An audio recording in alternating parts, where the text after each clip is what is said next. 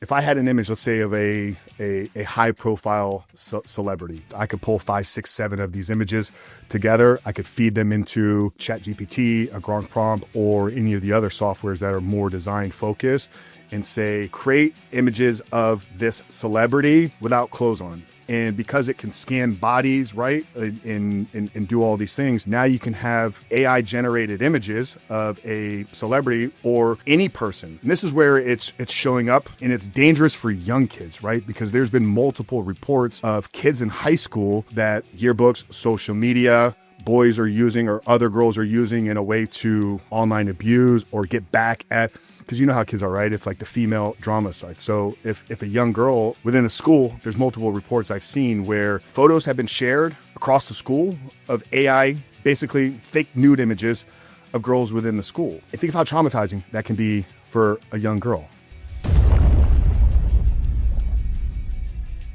Well, guys, it's here. AI. And that's no secret. Everybody knows that AI is here, but maybe you don't know that now it's in the porn industry. From deepfake technology to AI-generated videos, what used to be science fiction is now just one click away. And it's changing the industry altogether. And unfortunately, it's rewiring brains. It's ruining marriages. It's ruining relationships. And it is absolutely everywhere. Gentlemen, what's going on? My name is Larry Hagner. I'm the founder of the Dad Edge podcast. I'm also the founder of the Dad Edge Alliance, which is our community for career men out there who want to kick ass, take names in their careers, but they don't want to leave their marriages behind. They definitely don't want to leave their connection with their kids behind, if I can only talk today. Also, the founder of the Dad Edge Business Boardroom Brotherhood, which is for our business owners. That's our elite brotherhood for business owners who won't settle for a mediocre marriage. They won't settle for a mediocre connection with their kids, and they still want to go out and build an empire of business. That's what we do in the Dad Edge, and that's what this is all about. And today, we've talked about this topic a lot, about porn, and I've got my brother Frank Rich back on the show today. Frank is the host of the Superhuman Life podcast, and he is also dedicated to helping men break free from the porn addiction and reclaim their integrity, their confidence, and the connection to the people that mean most to them. In this episode, we are talking about something I have never talked about on today's show, and maybe some of you guys have heard about this, and maybe you haven't, but 5 minutes ago, I did not know anything about this AI stuff. And it was a little scary. I even had to ask Frank, like, what in the world is a deep fake? And he's going to go through that today as well. But he helps men reclaim what it means to be a man, what it means to be a father, and what it means to be a husband, and what it means to be a man who is faithful to God as well. He really incorporates that very, very well in his work and his programs. And this isn't just about technology. This is about protecting our minds. This is about protecting our souls, really. It's about protecting our marriages. And most importantly, it's about protecting our kids. And unless we know what is actually out there, we don't know how to defend ourselves. So, Frank, good to have you back. I cannot wait to talk about this. Or should I say, maybe I can. I don't know. I didn't even know this stuff was out there. But AI generated porn now, huh? Yeah, well, Larry, man, welcome, or I'm sorry, grateful to be back. To my podcast. Welcome back to your own podcast here today. I'm so honored to have you on the Dad Edge, and excited as well, man, because I think it is something that is important to discuss and get out there, and I'm curious to see where the conversation leads us, and grateful for the opportunity to talk about these things, because it's a dark and scary world out there, and technology is transforming faster than ever before. So hopefully we can help men that are maybe already going down the path and tunnel, and more importantly, prevent those that aren't yet there by giving them some insight to what is actually happening out there. Yeah, this is a new one for me. Well, not this topic, obviously, but now that AI, but you're going to have to, I guess, excuse like my naiveness. Obviously, I'm familiar with like Pornhub. It's been around forever. Everybody knows Pornhub. Everybody knows like the websites you can go to. AI porn, is this something that incorporates into these other sites, or is this like new sites altogether? Is it a totally different platform that people have to pay for? Like, how in the world is... Like, how is this happening, I guess? Yeah, well, it's been 6 years since I've been on a Pornhub or any internet streaming site myself, so I'm going to speak from the outside.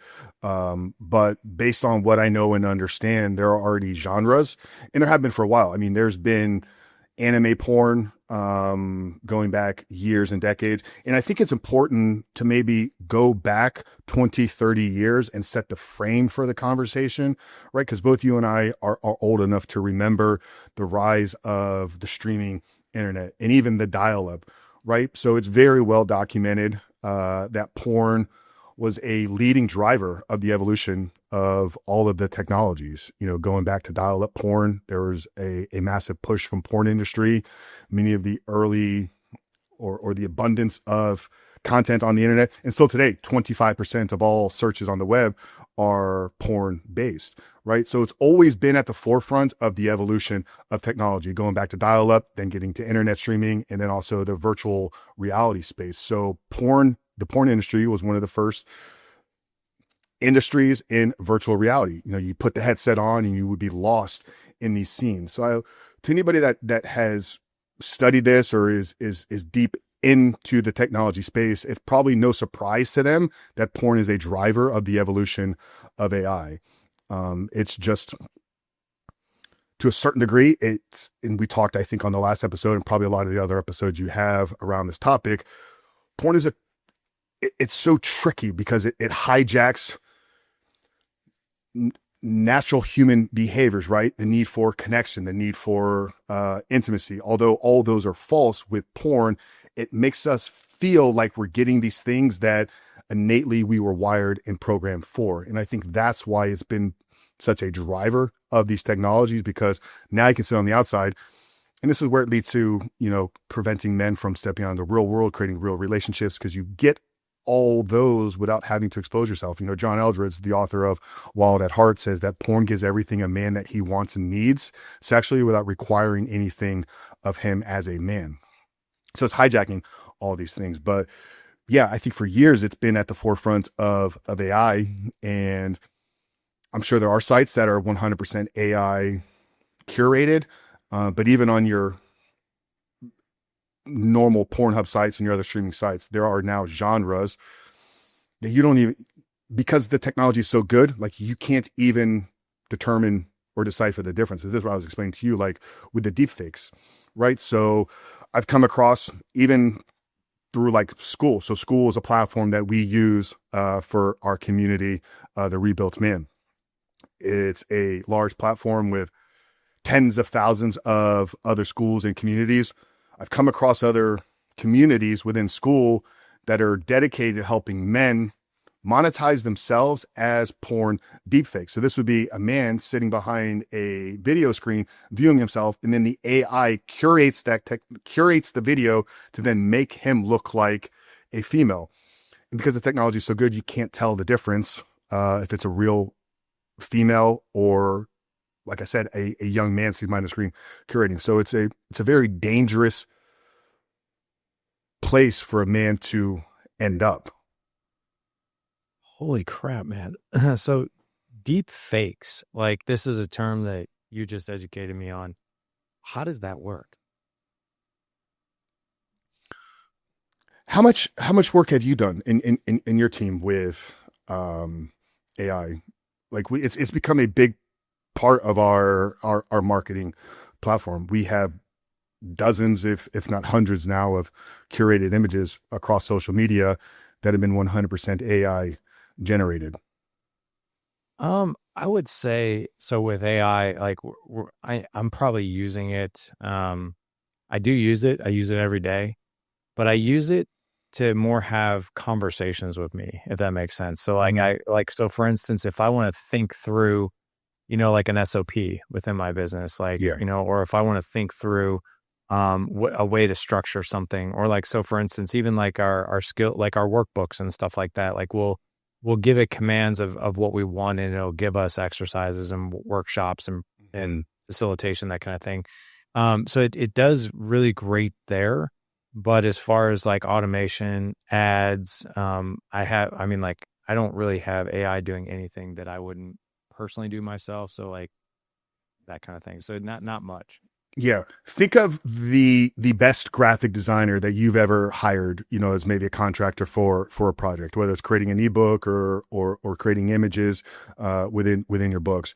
AI has the ability to produce just as good, if not better, in a matter of seconds. You could feed it 6 images of Larry over the years, and it would be able to reproduce almost to a T, an exact replica of you, looking like a real life human being. I mean, the abilities that it has from a design standpoint are phenomenal, right? So if I had an image, let's say, of a high profile celebrity, multiple images, right? Because they're all over the internet. I could pull 5, 6, 7 of these images together. I could feed them into a chat GPT, a Gronk prompt, or any of the other softwares that are more design focused, and say, create images of this celebrity without clothes on. And because it can scan bodies, right, and do all these things, now you can have AI generated images of a celebrity or any person.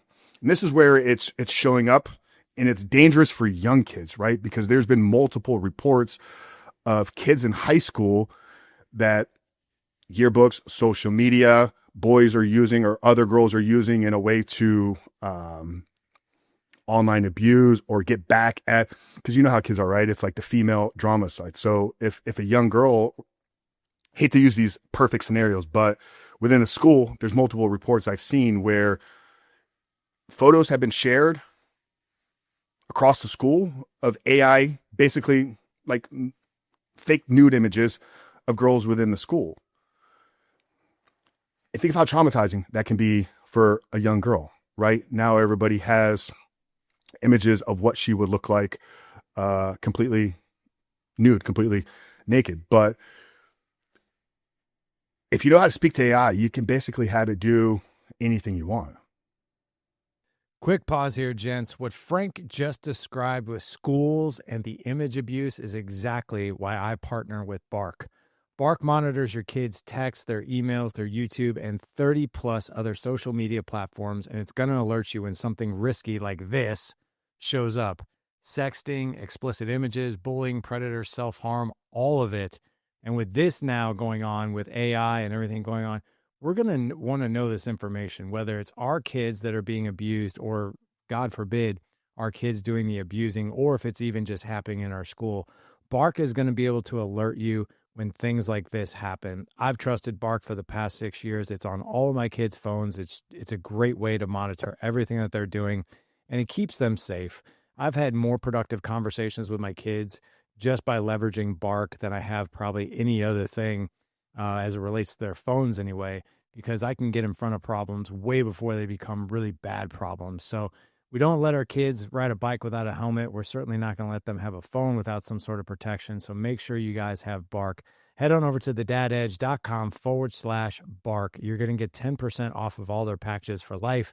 They now have the Bark phone, which is an Android, which comes preloaded with all the Bark technology. They also have the Bark watch for the little guys. My 9-year-old has the Bark watch. It's great.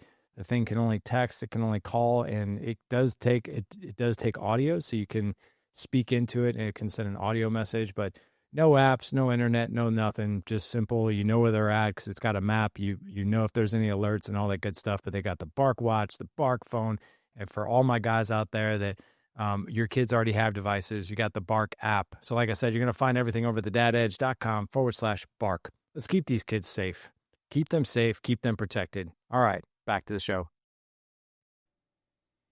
God bless, man. That's nuts. Like, so I'm just curious, like, I mean, how is it that is the AI technology moving faster than what we can put standards like and rules and laws around? Is that one of the issues here? Oh, for sure. And there's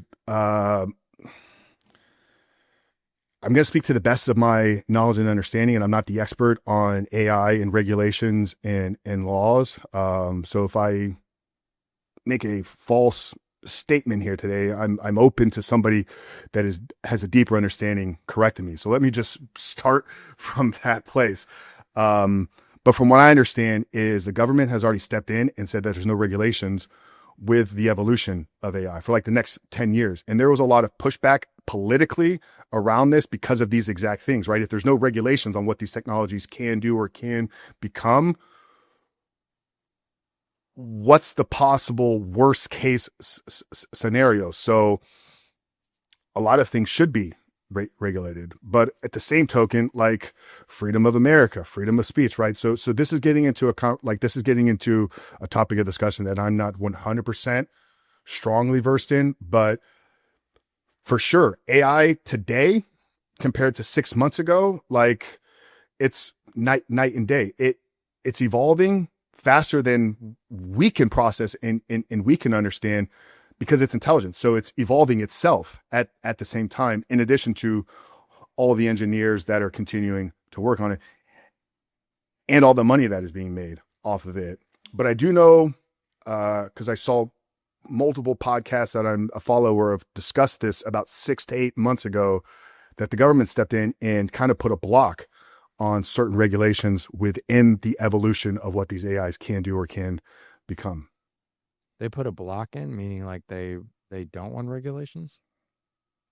They don't want regulations. They don't want regulations. That seems, I mean, I know I don't want to get too off topic of porn and all that stuff, but I was thinking about this actually this past week, and I really think there needs to be regulations like quickly around AI, because otherwise, like, I don't know. I mean, I think AI is great. Don't get me wrong. I really do. I think it can advance. It's advancing a lot of things, but it also scares me a lot because of the jobs that it'll take. Mm-hmm. And I was thinking about this just yesterday. I was like, there's got to be some sort of like government regulation agency out there that regulates, like, you know, you can only have 10% of whatever in your business that relies on AI. And then you do have to obviously pay people to do this other stuff. Right.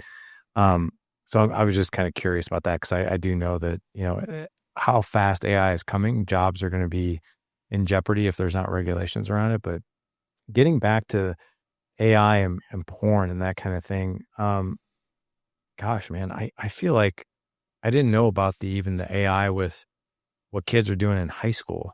Like this could seriously like get completely out of control. Like, as far as like, you know, who's to say, like, you know, maybe you and your wife, you know, are out sometime and be like, oh, hey, I saw you out on a date with another woman. And then they have like this photo of this dude with this other woman. It's not even a real photo. It's like, how do we know what's real and what's not? I mean, it sounds like even the porn industry, like this stuff is becoming so real that even sex is becoming like an AI generated thing. I don't know. What do you think? Well, it takes revenge, specifically on the porn side of things. It takes revenge porn to like the whole next level, right? So, I mean, there was always, or more recently, there was a fear of like, because the younger generation, I mean, all generations, right? It's like viewing or recording your sex acts with your wife or your partner became a thing.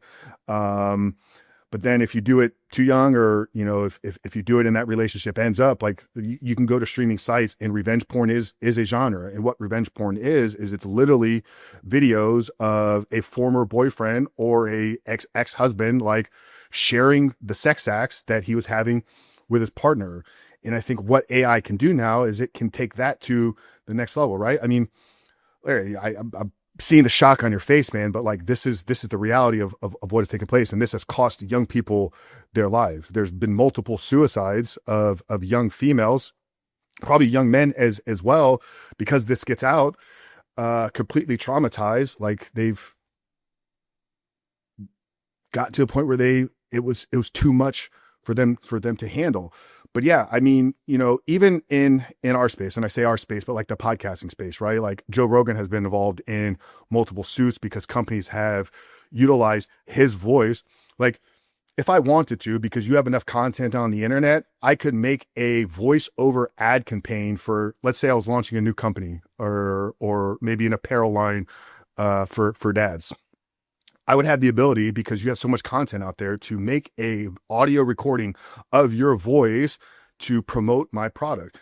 Now that is illegal, right? But if I do it, launch it before you ever find out, like I can begin to monetize. And that's happened with, I know, Joe Rogan, Andrew Huberman, I believe Jordan Peterson. So these big name celebrities, companies have illegally taken their voice, taken their likeness, and created ads to promote products that they were not affiliated with to any degree.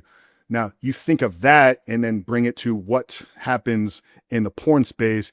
Yeah, I mean, it is an important conversation, and I'm glad we're having it, but it's also at the same time very, very dark about what it could lead to. Wow, that's crazy, man. So let's talk about this a little bit. You bring up the topic, like I really thought we were obviously going to really go into the direction of AI, which we have, but how can we have, like, you've got me really spun up though about like how kids are using it, right? And like taking like images of people fully clothed that they maybe don't like, or they want to go have some fun, or like, and then they share it. Like, how can, like, this kind of stuff, like, we've been on this podcast for 18 minutes and the majority of what you're talking about, I haven't even heard of yet. I'm like, holy crap. So thanks for bringing this to our attention, but how do we go and have, do you think, fruitful conversations with our kids about this kind of stuff? Because dude, this is not even remotely close to our world growing up. Yeah. And just for clarity, if I sound like I'm kind of all over the place on some of these things, it's because literally, like, we were texting about an hour ago around today's conversations, and we were just looking for talking points. And I knew that this was probably something you hadn't talked a whole lot about. But I'm also not the expert. Like, and I've only scratched the surface in my understanding. So if there's a little bit of me trying to pull to where I sound intelligent, it's because I've literally started thinking about this in real time about it about an hour ago. Yeah, we've had some conversations, but I didn't come fully prepared, and like I didn't spend days researching these things. You know, I think to answer the question with how do you get in front of it, you know, I would lean back to you, I think, in the expert of parenting and conversations with kids, because I think that's your wheelhouse. But coming from somebody that's in this industry, and just like I would tell any parent around the conversation of pornography, is you can't dance around it. You know, you can't pretend like it's not real. You can't pretend like they're not going to run into it. You know, I've had Chris McKenna. I'm not sure if you're familiar with Chris McKenna, founder of Protect Young Eyes. I had him on the podcast a couple of years ago, and his organization is dedicated to giving tools and resources and real strategies to parents around technology. Obviously, protect young eyes, right? So how do you have these discussions? How do you have these conversations? What are some resources to help facilitate conversations?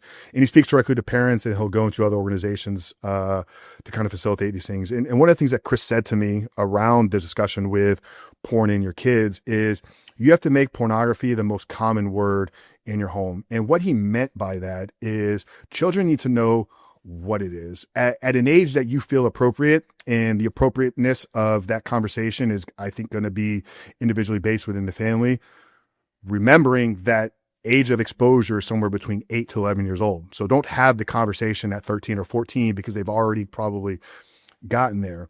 But your children need to know what pornography is. They need to know what pornography isn't, and they need to know who do they go to when they see it. Because yeah, they're not ready for these things. Their brains are not at a developmental stage where they can rationally process what they're running into, whether it's porn in the way that you understood it before 30 minutes ago, or porn based upon the conversation that we're having here today. So go ahead. I was just gonna say, I agree, you know, and I mean, let that sink in for a second, right? For all you guys out there, that is the statistics out there. 8 to 11 is when they first see it. I'm of the believer that I want to be ahead of that before my kids see or experience anything, right? So like my 11-year-old and I, right? I mean, I've already had this conversation. Well, I've had it 4 times now. I've got a 9-year-old, so I've started the conversation with him. But you know, this is what I've done with my kids, right, wrong, or indifferent. I'm not saying this is right for everybody, but I go to my kids and I let them know, like, hey, I'd like to have a conversation with you. It's going to be uncomfortable. You're probably going to you're probably going to laugh. I'm going to probably laugh, but we're also going to it's going to feel weird. We're going to talk about sex. We're going to talk about masturbation, and we're going to talk about something you might not have heard of called porn. And I'm very, very blunt with that stuff. And I just tell them, I'm like, look, and every time I've had this conversation, I've been able to have the conversation before they've seen it. So I started really young. But I always tell them this. I'm like, look, you have to have somebody to guide you through this.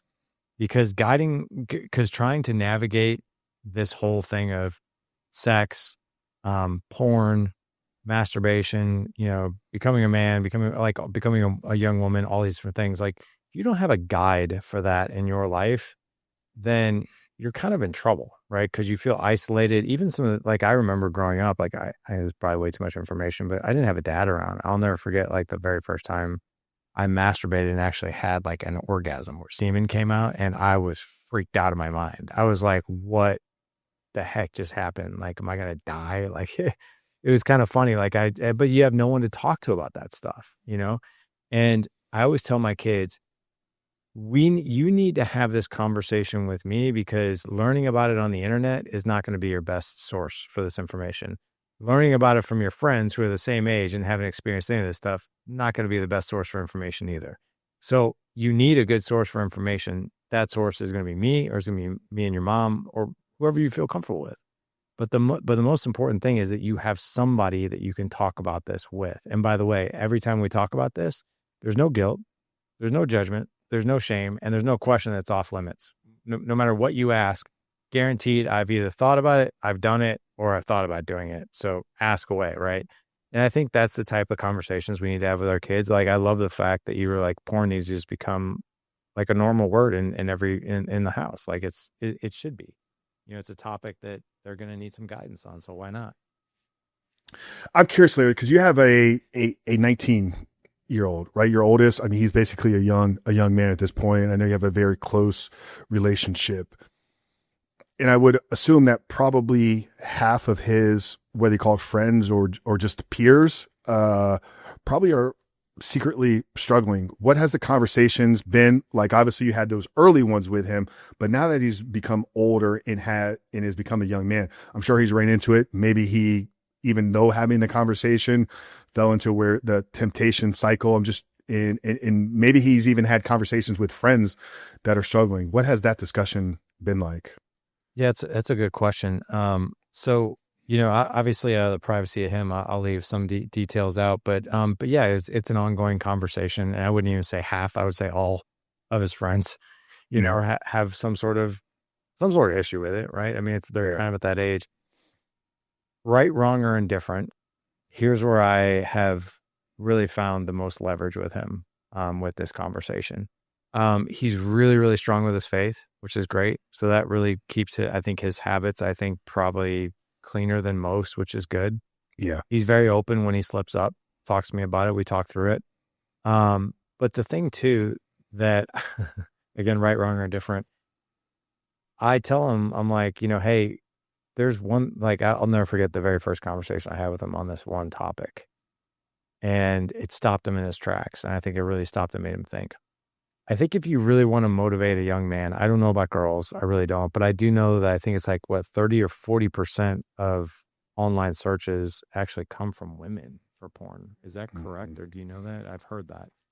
I don't know the actual stat, but I know in the younger generation, porn is becoming a much bigger struggle with young girls. And I think it's 100% a byproduct of just the exposure. Girls are seeing it at the same age as boys now. And I think there's a curiosity component. Curiosity, yeah. I agree. But here's what I have found. That if you tell a young man that he might have problems with getting an erection at any point, that usually motivates him to do something different. So I told him, I was like, hey, just so you know, there's porn-induced ED. And he's like, what is that? Yeah. And I was like, it's, you watch too much porn, you get desensitized, and then you have the real thing and you can't get it up. He's like, oh my God, is that a real thing? And I was like, it's a real thing for sure. I was like, there are more men your age who have erectile dysfunction than ever before. I was like, so it's a real thing. I was like, and that's what I told him. I was like, listen, I was a young man too. You've got urges, you got curiosity, you go and seek this stuff out, but just know that there's a consequence to this. That when you do have the real thing, your stuff may or may not work. Mm-hmm. And that turned it, I won't go into the detail of all that, but that turned into probably the most motivating conversation for him. And then I would also say, obviously, the faith-based thing as well. But I think for a young man, who's a teenager and like he to save himself that embarrassment of being with a woman, like I have found that is very motivating, to have that conversation with him that, hey, there's a desensitization that happens when you do this too much. And that's been really motivating for him. Girls, I wouldn't even, to be honest with you, it's same as you. It's like, I only have boys. I've only had the sex talk with boys. For all my guys out there who are raising daughters, like, man, I don't really know, other than the fact that maybe you would know, but I would think like, I think I would maybe really lean into like, do you want men to look at you as an object or a person? And that's when men are looking at porn, that's kind of what we're doing. It's an object. It's not necessarily a person, right? And going back to like, if you want to be loved and cherished and seen and heard and safe, and this is probably not the direction you want to go in. Yeah. And these are conversations that I have not yet personally had to walk through. I was talking with you offline before we started recording. I have a 6-year-old boy now, that lives in the home with me. It's, stepson, and a 9-year-old, girl. And I've helped hundreds of men and sat on the outside and tried to coach them in how facilitating these conversations. But from a real world personal walkthrough, I know it's coming very soon. And, I think for you, probably what's enabled that conversation to go the way that it did with the oldest is the model that you are within the home, right? Your son respects you. So those conversations come from a place of really respecting and wanting to not disappoint my father, because I aspire to be like him. And I would say from a young woman's perspective, the lens at which she sees the relationship between mom and dad, and also the lens at which she looks at her mother. So I think that there's a very important part that a mom plays in how she presents herself to the world. Is she not objectifying herself? Is she walking in a traditional type of role? And is she a real model of feminine beauty? And I think a lot of these things just matter, because kids will want to model what they see in the home. I agree. I really agree. And I think the more, this is where I think a lot of guys out there, a lot of couples, I think if you're not prioritizing your marriage, and I would even say before the kids, I'm not saying like, oh, Junior just got a broken arm, but we have a date night. I'm not saying that. Mm-hmm. But what I am saying is like, prioritize knowing that your kids are watching every move that you make. And if we can keep our marriages on point, the chances of them, I think, of creating a successful marriage or relationship down the road is higher. Plus they feel safer, and I think they feel better, and they're probably gonna have more conversations around topics like this with you. But going back to this whole, I want to go back to this whole AI thing. I'm just curious. Where do you think, like, if we were to fast forward the tape 5 years from now, where's the porn industry going to be? Like, what are they doing next?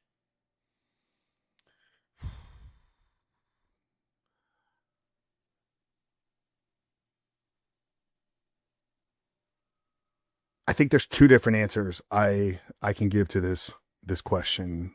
Where do I think they want to go versus where do I think it's going to be? I'm going to give the second one first, because that's more the future that I hope for, and it's from the lens of optimism. So as we were talking about your oldest there, 19, a part of this Gen Z population. I saw a stat last week that 60% of Gen Z boys surveyed push for bigger restrictions to porn access.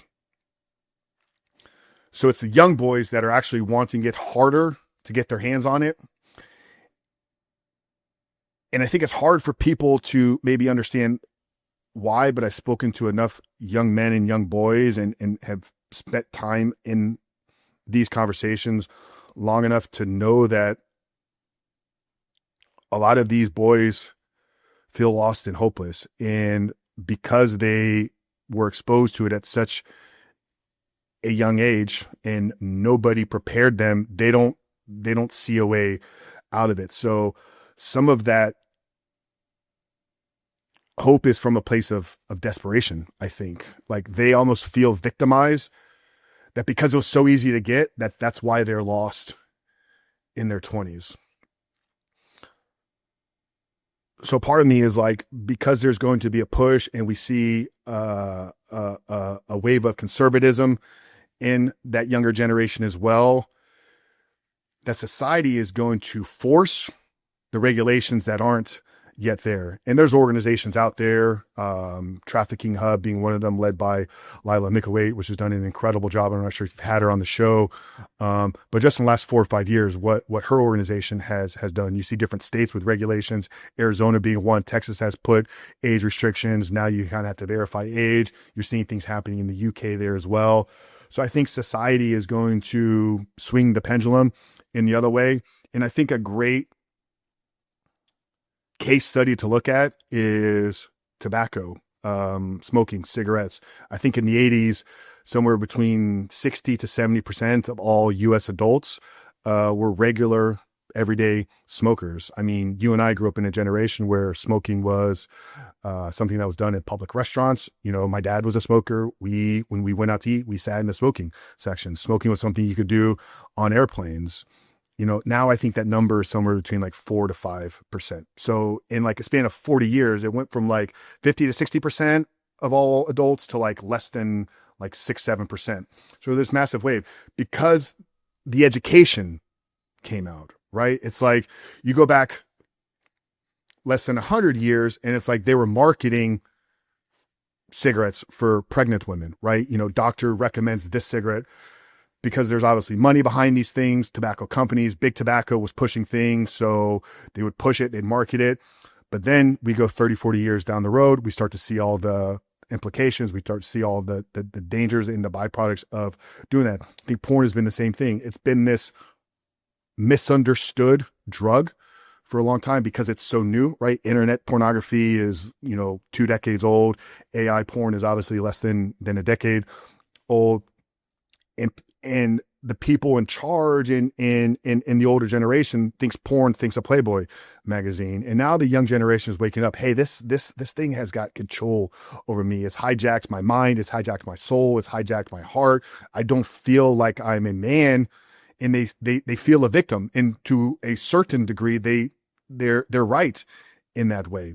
So the younger generation, and I think just understanding and research is going to almost force the regulations.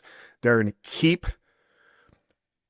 Porn's never going to be gone, right? Porn has been a part of human civilization since the beginning of time. You can see cave drawings of sex acts, right? So I think it will always be there.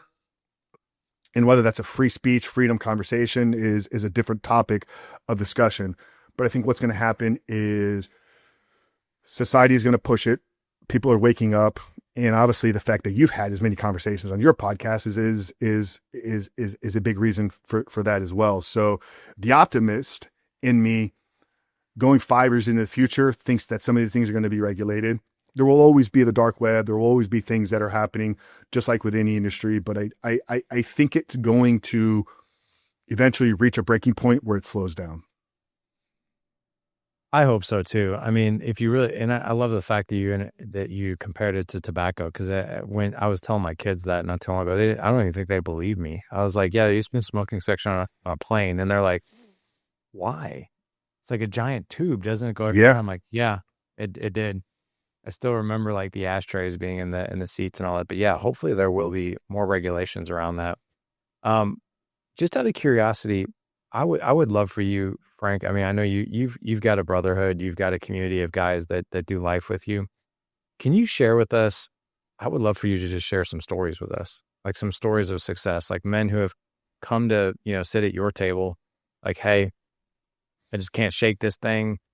And most importantly, what I really love for you to do is share with us the implication, like the consequences that a man was dealing with, like whether it be or whether it be he had disconnected marriage, or maybe he got caught by his wife or something like that, but then was able to turn things around. Yeah, we have a lot of them. We have an entire playlist on our YouTube. Direct people to check out Coach Frank Rich on YouTube. But the one I always go to first when I'm asked this question is David. David was a local, worked for the sheriff's office here in Tampa Bay. Attends the same church as me, and through our time working together, it was about 2 years ago that Dave was a part of the community and program. But during the time, I got to get in touch personally with him, because he was 15 minutes down the road from where I was living at the time. And David was married to his high school sweetheart. He was in his 40s, early 40s when he came to the program. So they had been together for about 25 years. Beautiful family, had a senior in high school girl that was a rising star athletically, locally, and had a boy that I believe was in middle school, 8th grade, going into high school. And the wake-up call for David was he got home from work one day, and there were apartment lease papers on the bar counter. And, obviously through the last decade, there had been multiple conversations. You need to quit this. I'm going to try all these things. It reached a breaking point with his high school sweetheart that was now his wife. And she basically said, David, if you don't get this under control, me and the kids are moving into one of these apartments. And that was the real breaking point for him that he needed to finally reach out. And I'm sure you hear this in the community. Guys will listen to the podcast for you. They'll watch your videos, and then something happens that shakes them, that feels like a rock bottom. And that becomes the point where they finally decide to change. And why I do so much content, why we put so much out there, why I try to speak as often as I possibly can, whether on our platforms or others, is I want to help guys before they get to that point. Because not every story is like David's. Not every story is that of a saved marriage. But through our work together, David refound his relationship with God. He got back into the church. He lost about 20 pounds plus through the 16 weeks working with us. We take a big focus on fitness, on gut health, on diet, nutrition, training. Daily walks are a big part of our curriculum as well. So he refound his identity in himself. And what was cool, man, is the relationship with his kid. So you can go to our YouTube. We have the video of David. It was a beautiful shot, kind of documentary style, like high production, like 4K, like very well professionally done. But I got to spend time with the family, and I got to see pictures of the family. I got to have conversations with his kids.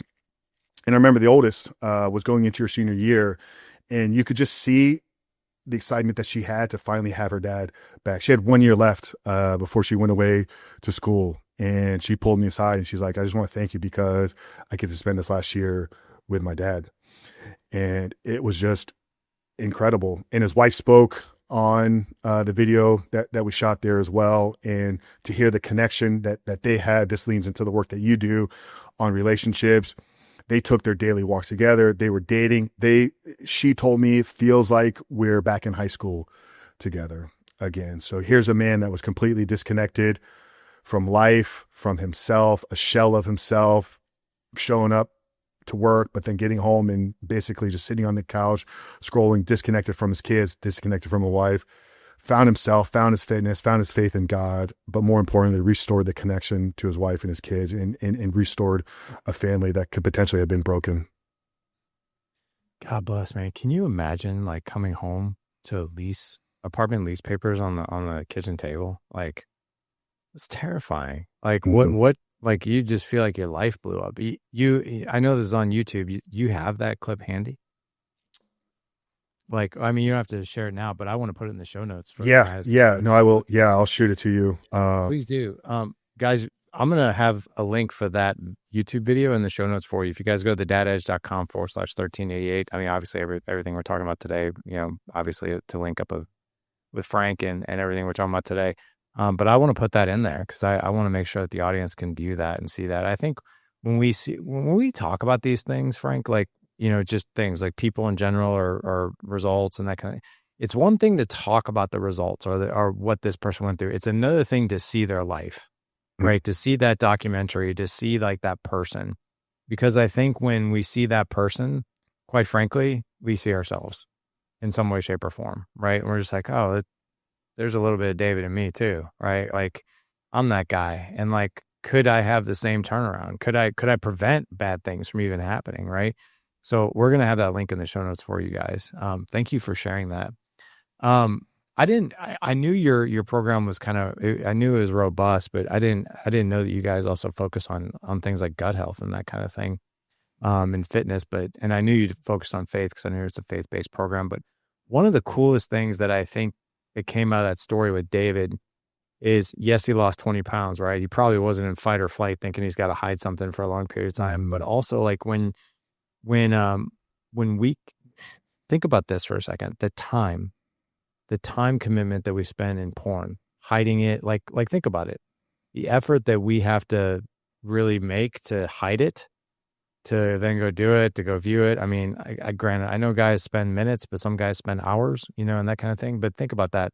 Those minutes or hours are stealing that walk away from you and your wife, right? It's stealing that connection, that intimacy away from the people around you that really, really want that attention, right? And I know, and I used to be in this camp too, man. I'd be like, I'm not hurting anybody like by doing this, right? I'm actually like, I actually justified it by like, I don't want to burden my wife with my sex needs. Like I want to give the poor girl a break. So I'll just go do my own thing. When I could have like, hey, you want to go for a walk, catch up on our day? That's what I think is the most sinister thing about like this industry, this space, is that it steals our time and we don't even realize it until it's too late. Like people are like, it's not hurting anybody. It might not like right now, but it does over time. And especially if they find out, it really hurts. But that's a killer story, man. Yeah, and I don't think it's even just the time that we are consuming, but it's who we are after the fact, because we live in secrecy, guilt, and shame. Now we're hiding other things, and maybe we're not scrolling porn sites, but maybe because we feel like a shell of ourselves, we're scrolling social media. We had another gentleman, Derek. We don't have a testimonial documentary with Derek, but Derek was a father of two young boys. I think they were like 7 and 5, and they lived on a lake. And Derek was in the marketing and media space, and he took a walk with his boys every night after dinner around the lake. But through our program, we challenged all of our guys to audit the relationship they had with their phone and social media. So Derek started to take that walk with his boys and leave the phone at home. Because what he had quickly realized is, although he was out there, like his boys were enjoying time with each other, but he was disconnected because he was scrolling social media, looking at websites. Like he had his phone had a stronghold on him. And he thanked me at the end of it. He said, Frank, I'm so thankful for you. I wish I would have realized this earlier. I've already lost years of my boy's life because I was connected to this thing more than I was connected to them. A simple act of challenging a man to say, hey, leave your phone at home when you take your young boys out on a walk after dinner, changed his life. And I think it's just a testament of what can happen when you really begin to evaluate these little behaviors, because he felt he was there. Yeah, I'm out there with my boys, but he realized he wasn't engaging with them. He wasn't playing with them. He wasn't having conversations. He was a dad that was there, but wasn't really there. Yeah, man. I think we can all relate to that one big time. It's like these phones have like demons in them. I fall into that trap too. I'll just as we wrap up here, I want to share just a quick experience that I had this past weekend. Sitting in a haircut place, because me and my kids went and got haircuts. There was this guy who had two boys sitting next to me. His boys were probably 4 and 7. And the 7-year-old had a phone and he had a phone. And I don't know, man. Like it was just, phones are a part of our everyday life. Everybody has them. Everybody has them in their hand and everybody's looking at them. Right. But when you start to see the effects of how it affects other people, especially people that don't have a phone or, just don't have them on them, like this 4-year-old kid, his dad was on his phone texting somebody or doing something. His brother was on his phone, and this kid kept going, like would get like this close to his dad's face. That dad, dad, dad. And he's like, hang on, I'm doing something. And then he went to his brother and he's like, Brad, Brad, Brad, Brad, Brad, Brad. And he's like, get away, man. Just get away. I'm doing something. And I watched this kid after he kind of got rejected by his dad and his brother. And this kid and his dad and brother didn't notice it. And the kid looked so freaking defeated, man. Yeah. Like he was just like, they have phones, I don't. And they're more important than me. Like that's I think the message this kid was getting. And you know what? Here's the horrible thing. I sat there and that was like a mirror to my face. If I'm being like super honest with myself, I'm sitting there thinking like, I can't judge this guy. Like how many freaking 1,000 times have I done that? Like probably made my kid feel so insignificant. Like don't bother me. I'm on this thing that has my attention. And I'm like, God bless, man. There's a reason it's called presence, right? Because your presence is a gift to somebody. Don't take that gift away. I love the fact that you shared that, man. Just even, it's not even in the porn space, but it's like just being more disciplined with our digital discipline. Yeah. It's crazy you share that because it was 3 weeks ago. We had Baker at the barber. He was getting his hair cut. We take him on Sundays, usually after church. And there was almost the exact same scenario, except both young boys had iPads. So dad's scrolling phone, and then the boys were probably maybe 7 and 5, just here, right? Just an inch away from the screen, just playing a video game for half an hour. And I'm very intentional. And it's one thing I love about Jess as well is, because she knows the work, and we've had a lot of conversations, and we try to leave phones in the car if we go in somewhere, if we're with the kids. They'll, hey mom, can I play with your phone? Frank, can I play with it? Like no, like we're gonna be here. We'll have a conversation with you. We'll play a game, whatever. But I saw almost exactly the same scenario, except both boys were locked into iPads instead of just being there and just being present with dad.